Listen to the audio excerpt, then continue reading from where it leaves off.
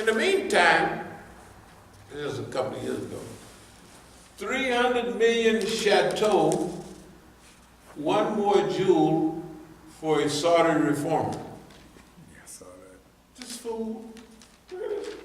Or the one that bought the picture for 400-something million. Leonardo da Vinci. Leonardo da Vinci. No white person would even. Right. They going broke. Look, Saudi Arabia, this is white folks talking earlier this week on one of the programs. Saudi Arabia has destabilized, Saudi Arabia has no money, and Saudi Arabia is putting guys in his luxury prison, and it's a shakedown. So if he wanted to reform, you can't reform the whole country at once. First of all, he's attacking Shias all over the world. He's supporting Daesh and the other Salafis, and they have lost everywhere. But all those new Toyota trucks and all that they was driving on TV here all over the world, they bought them. They've lost on every occasion. They have been fighting against Iran, technically. And Iran is just getting more and more powerful. It's like they go and if they treasure it, they take it over to Iran. Everything Iran do, Syria, doesn't survive. Hezbollah is bigger and more loved. Saudi Arabia is broke. And then he gonna go fix the ulama, and then he gonna fix the rest of his family. And put them in the hotel, in a 5-star hotel, and say, you gotta stay here till you give me some of the money you got. They're princes too. Now, they're already mad that they've been sidelined by one of the princes. So what have he done? He unified all the other royal family against who? Against him. You talking about crazy? That ain't nothing. He invaded Yemen. It's starvation, it's cholera, it's everything. And Yemenis are not budging. They ain't thinking about it. What are you talking about? Quentin, you must be crazy. Why? Because they're so poor already, you can't. They're like the Afghanis. You know, when you're already dirt poor and living outside, what else are you going to do? Something new? You see what I mean? And then the fool, just before he invades, or right after he invades, I don't know, this a couple of years ago he bought this. Is this Louis XIV joint? Yeah. Louis XIV wasn't, was that Louis XIV or XVI, the one with Marie Antoinette? This is close. Hey, let them eat cake. Can they cut their heads off? This might be, it's the 14th or the 16th. Just look up Louis XVI to Louis XIV. That might be him and Marie Antoinette. The lady talked about, they said the people of Paris are starved, don't have no bread. She come out and said, well, let them eat cake. They cut her head off because it wasn't funny. You know what I mean? Yeah, they cut her head off. And this fool that bought his joint, then bought Louis XIV's joint, $300 million, and tell everybody else, you got to tighten your budget. Man, look, you cannot have, now we said this from the start, this man is crazy. Saudi Arabia is wonderful. Why? We used to have to prove to people, Saudi Arabia is bad, man. They We don't have to do that anymore. Now I'm going to move to a few things and, because see, we got which one was it? 16. It was a 16. But they're just 2 steps away from getting ready to get their head cut. Look, hey man, I'm telling you, these people, Saudi Arabia, the government, to let this clown, and Saudi Arabia is chummy with the Zionist state of Israel. Saudi Arabia is doing everything wrong. I heard that the prince, he suggested that the Palestinians get a different capital. Forget, there was some other city or province, but he mentioned something like that. It's like, yeah, Forget it. It's not important. Jerusalem, hell, a whole city like that. That's how if I get it. Get a new capital. Yeah. Hey man, thank God for dummies like that. Okay, I want to read an ayat from the Quran. It says, one of them, in the name of Allah, most gracious, most merciful, one of them will start to talk and say, I had an intimate companion on earth who used to say, what? Art thou amongst those who bear witness to the truth of the message? When we die and become dust and bones, shall we indeed receive rewards and punishment? A voice said, would you like to look down? He looked down and saw him in the midst of the fire. He said, by Allah, thou wast little short of bringing me to perdition. Talking about his friend. Had it not been for the grace of my Lord, I should certainly have been amongst those brought here. Now, there's when we look in the dictionary, it gives an idea about, in this case, said, he will say, are you going to look out, not look down? And then it says, are you going to look out for the state, that associate of yours? In other words, you're going to look down, look out. Technically what it means is this: those who look out, look into, inspect, become acquainted with. This translation said,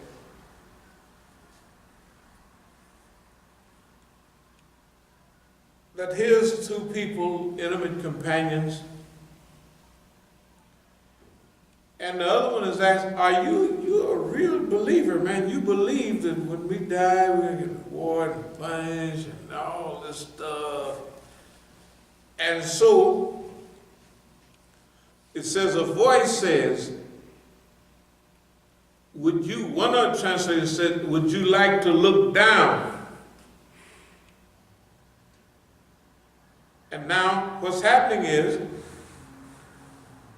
this person is getting a look into, evidently they are already, this is all over, the show is all over now. So the one is in paradise. He gets a chance to look at where he would have been if he would have listened to his friend. If he would have listened to the people. If he didn't look down, if he didn't look out, if he didn't investigate, if he didn't study, right, if he didn't hear the message, just like it says, so he will look out and will see him in the midst of the fire. He will say, by Allah, you are indeed about to ruin me. This is the guy that's in heaven now. Remember, he can look, he can get a picture of what happened. And were it not for the grace of my Lord, I would surely have been of those brought along, in other words, in hell. Now, to me, I use this, when I was in jail, I thought of that ayat, but I thought of it in this way. I keep saying, if you're wondering, that the few little days in jail was a super experience, and I'm still enjoying that period right now, because it was a great lesson for everything. One of the things that I was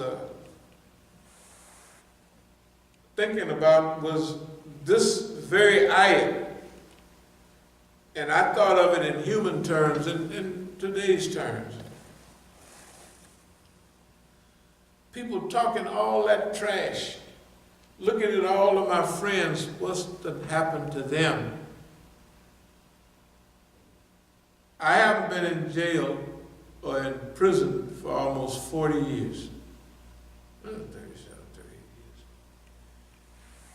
And except for these little run-ins with the police, let's say I've done 10 days. Maybe I did 20 days in the last 30 something. In other words, I've been out of jail. I'm looking at all of my friends and all the people in jail.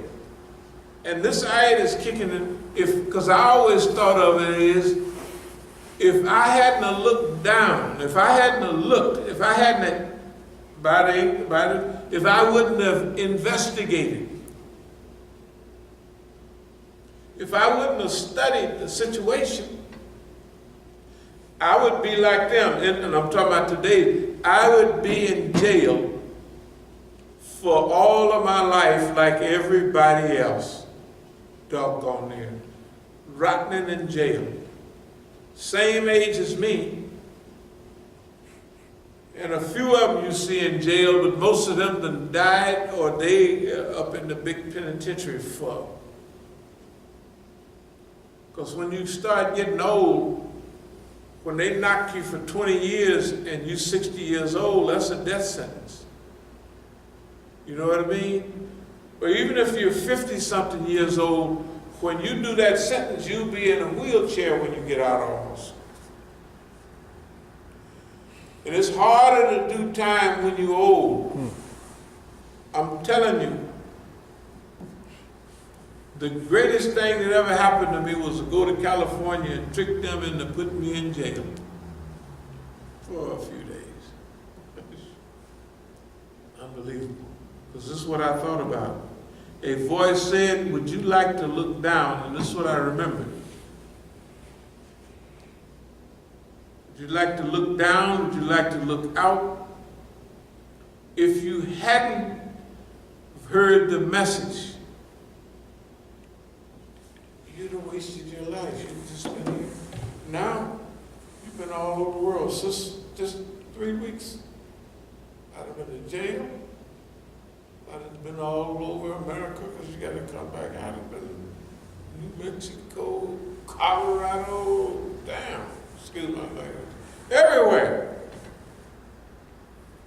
I've been to Iran, and I'm there in Iran at the biggest, at the unity meeting. We've been working 31 years for unity. And Big Don rollout, and in one day, unifies the whole Muslim world. We already got unity, but this is an intellectual unity. The great sheikhs from here, the great sheikhs there believe in unity, Majma al-Taqreeb.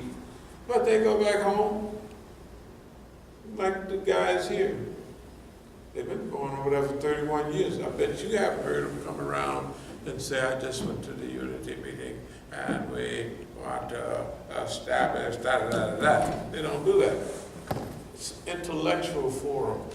And I told them, why don't you do it every 3 years and 2 years, support a crew in each country, and they pass out flyers, make lectures in Masjid University on unity, that they take the unity from the conference and the great lectures, print them out,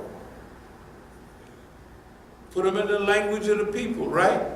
They're great lectures. And let the people hear the Quranic hadith view, historical view of unity. They don't do that. But Don rolled in, and that was just last week. Big Don rolled in. We're going to change Jerusalem. We're going to change our embassy. Now, we're already tripping off this. It's a religious trip for the last several months. It's been a religious trip, that's all. I said, Don, first of all, listen, let me lay down. I don't believe Don said that because we've been saying that this fool will do the worst thing, which is the best for us every time. We've been saying it. I said, I know he didn't say that. He didn't say it. What he said. After I heard the French, the white folks, the foreign minister, Federica Mogherini, she's the foreign minister for the white folks in Europe. No, we're not going for that. We're not going for your Iranian. Then the white lady, 2 days ago, I definitely couldn't believe that. She rolls out with a big tube and said, this is the tube that shot a missile from Yemen. As if she could send a team, if it was shot from Yemen, and they ain't nothing there but homeboys, as if you could send a team there and extract the damn tube. First of all, and we're going to have, I said, Miss Haley, she needs to be whipped with a willow switch. That lady needs a whipping. This is insanity. I mean, nobody believes it. They compare that to The anthrax? No, the Colin Powell's. Colin Powell, anthrax. Yeah, right. That's right here. One drop and killed 50 million people, and they showed them little animated trucks moving around. Right. Didn't nobody believe it then, but the U.S. had a little power. Now, everybody say, ho hum. You think we're going to believe that stupid stuff? First of all, it has Iranian fingerprints on it. Where they at? Where you get it? Where did you get this thing? You went to you went to Yemen and grabbed it, put it on a plane or a boat and brought it here. Where did you get it from? They just shot it and left it there? That's crazy. But see, now this is where we come in. This is not bragging. Now y'all got to remember, if I'm lying, I'm flying. We told the Europeans, that is the white man here, if he don't straighten up his behavior, we're going to accelerate his decline. And we're going to do it in a hilarious way, right? It's not going to be mean-spirited. We're going to make a fool out of him and make him make a fool out of himself. That's the words we use. So, that's what we got. The dilemma for the crowd is to wonder, did we make it happen? Did it just happen? It is a historical reality. You know, we talk about all kinds of things, but we talk about the pattern. Remember 2 months ago we talked about the great fires in Northern California.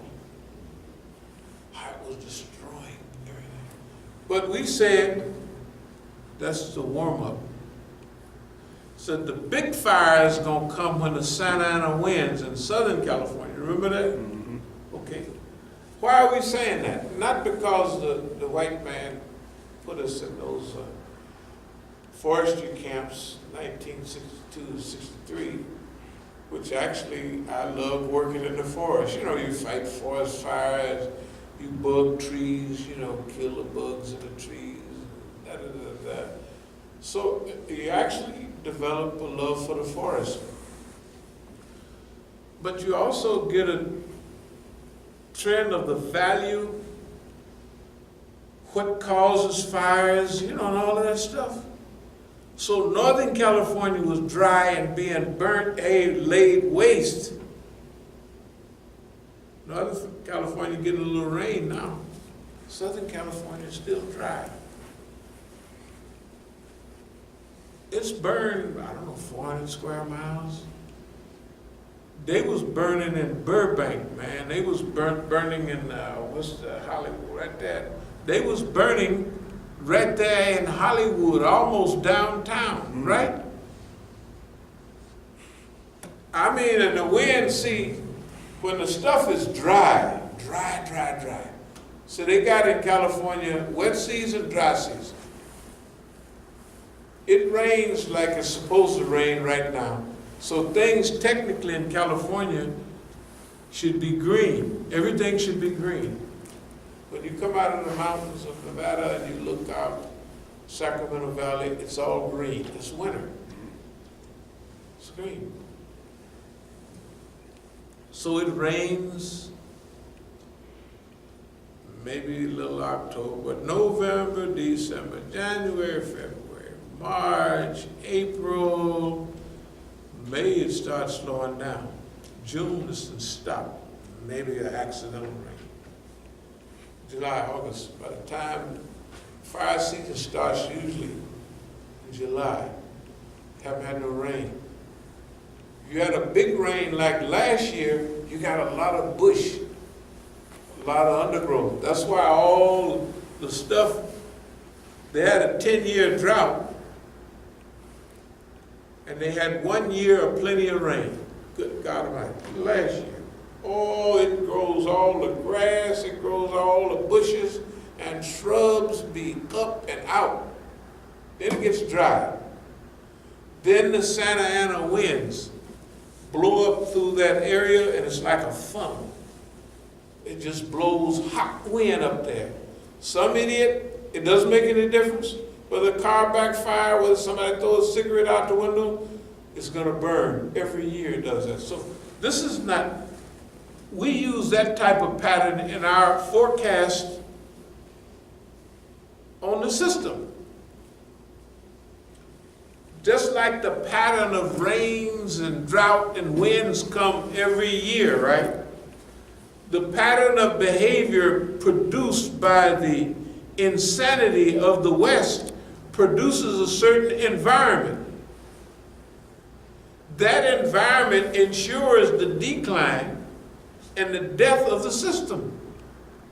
So it's not scientific what we're doing. We just taking the normal environmental, the biblical and Quranic environmental circumstances and saying, this is what's going to happen. Our friends in South Africa, we told them in 96, this is 2 years after that, we said, no, the ANC ain't going to do nothing. Even Mr. Mandela said we're going to build 5 million homes. And I said in that lecture, I said, they ain't going to build. I said, the ANC ain't not going to do that. My big rich friends, the Indians, they were so mad. And you're talking about mad, it was 2007 when they were super mad. I'm in the kitchen with, this is the richest Muslim family. They have money. They got big money in the kitchen. I'm talking to number 2 guy. Because he heard everything I said 10 years before that about ANC. So he was always hinting to me about how good the ANC was. I just look at him and say, nothing. It wasn't clairvoyance. The ANC was niggas. African niggas. And I spent a large part of my life in Africa.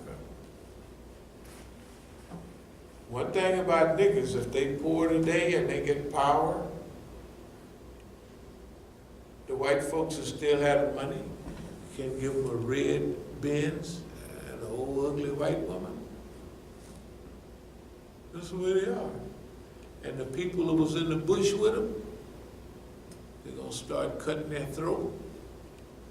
Right? And they're up for grabs. How much money you want to buy them for?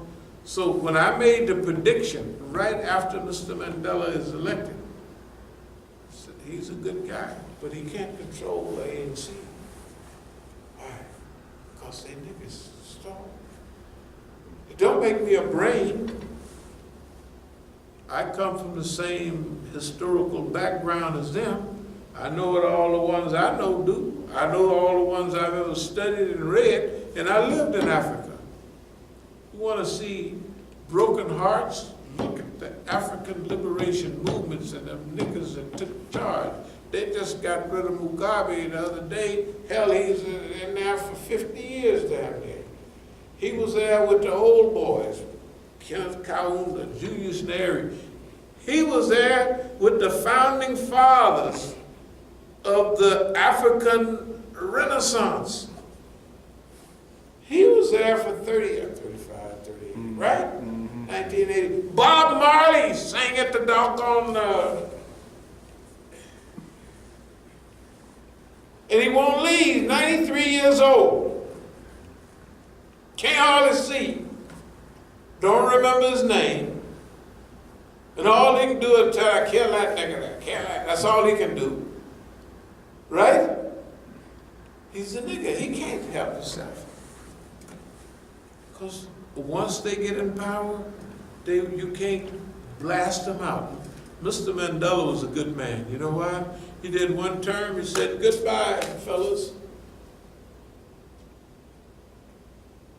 And he went home. Of course, everybody was coming out there, so after about 5 years, he says, I'm going to now retire from my retirement. So now we're in 2007. We're telling the South Africans, you boys better take your money out of America. It's getting ready to go. I'm saying it has a debt. It's trillion. So these big financiers, these big money, he asked me very arrogantly, is that national debt or personal debt? I said, it's both. Everybody broke. The government, national debt is broke, and the people done borrowed. They bought a house for $100,000. It blew up to $1 million. They borrowed $200,000 off of it, and now they bought a Benz with it. They bought new refrigerators and stuff. They might have bought a second house. They didn't invest it in nothing productive. So when they crash, they got personal debt now. What happened? He's sneering at it, 2007. I didn't even get back to the U.S. till the thing would come crumbling down. Next time I went to South Africa, they won't even look at you. They be hating, you know. How can a nigga, you gotta remember all the Iranians was coming by yesterday? And they let, we know what's going on. I said, don't worry about me, I ain't mad at nobody. Why? Because those guys are Iranian niggas. They speak Farsi. But they niggas. They didn't just turn nigga. They've been like that. So our struggle is a human struggle. Our goal, our mission is Tazkiyah bil Nafs. Purification of the self. Our goal is al-Islah, improvement, become better. If we want to make a better world, we have to have better people. You can't, you know what I mean? Look, they talk about revolution. I said, I don't want to even see no revolution. if it's a revolution, I'm going in the woods and mind my own business. I don't want to be around y'all with no revolution. You, the good guys, the niggas, and the poor white folks, you're the good guys now. You don't have power. You're sincere. When you're in the bush, when you fight, you help your friend. You're good niggas. But once y'all get power, I'm getting away from it. Because the first thing you got to do is, I feel a little different now, but my best friend, he is sincere. So what do you have to do? You have to kill or imprison. All revolutions are like that, right? You got to get rid of your best friend because he's sincere. You sincere too in the bush, but now you're in the chair. Let's see. Who's the bad guy? Oh, I can buy so-and-so. You already know who you can buy off. But Johnny Boy and Billy, they believe this stuff. So they got to go. Why? Because you become corrupt. Power corrupts. Absolute power absolutely corrupts. It's been accurate with everybody except Imam Khomeini. And a few more. It wasn't that way with Mandela either. So what we're doing right now, with all this rhetoric, we're preparing for the collapse of this system under which we're living. Hopefully we will get access to enough educational processes to try to teach people what we've learned, and that is Tazkiyah bil-Nafs, Jihadul Akbar. The jihad in America is a spiritual jihad. It's not a physical one. It's spiritual jihad. We got to become better people, or I'm getting out of Dodge. Yeah, because they already know you. The niggas know you. And they get power. And we got to get forgiveness going. Do you think, have you ever heard of white folks forgiving anybody? You think these poor white folks, gun-toting white folks, are going to forgive them? Rich white folks has been humiliating them. They've got them living in trailers. They got black lung from working down coal mines. You think they're gonna forgive it? Have you ever read in history? You read about Negro, Jomo Kenyatta forgive the British. Mandela forgive white folks. Just cut our throats and burned us alive. Well, we forgive you. Now, just tell me one group of white folks that ever forgave anybody for anything. We're just being realistic, right? So, this sounds like a silly mission. What we gotta do is get strong enough, get enough power, and cooperate with the people so when the transition comes, we will have enough credibility with all the people to try to calm them down. Why? Because if we have mass killing, imagine how long if you ever get to making a new world, right? If the one group of people got to slaughter the other, you might as well be communist or all other revolutions. Bloody revolution, bloody, all of them. Robespierre and that boy, the French Revolution. Don't talk about the White Army and the Red Army. They say 7 million people was killed in Russia in a few years. 7, I don't know. Chairman Mao is my friend. I love him. The Chinese Revolution. But I don't even keep score of the disappearees. All